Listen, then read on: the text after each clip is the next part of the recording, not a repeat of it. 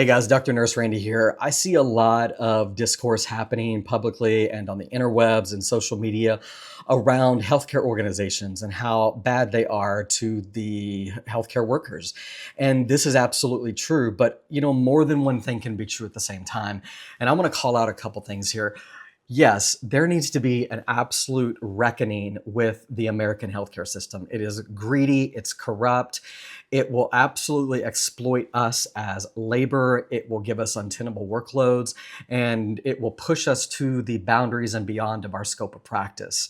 And there needs to be some accountability to that, and we need a complete reformation in the American healthcare system.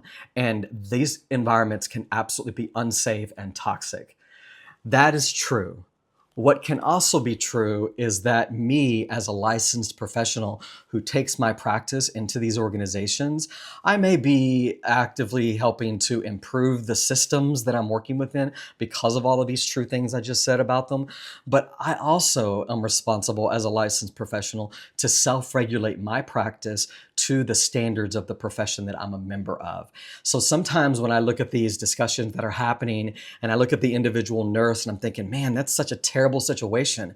And their organization really didn't do them a favor. And in fact, they probably did something that should be actually penalized. But at the same time, I look at the behavior of the individual nurse and I'm thinking, but that's not the professional manner in which you should have handled yourself or responded in that situation. So we also have a duty in the individual level to self-regulate ourselves to the professional practice standards of the nursing profession. And we don't do ourselves any favors when we react to these toxic situations. There's a right and a wrong way to help influence improving healthcare systems and our workplace environments.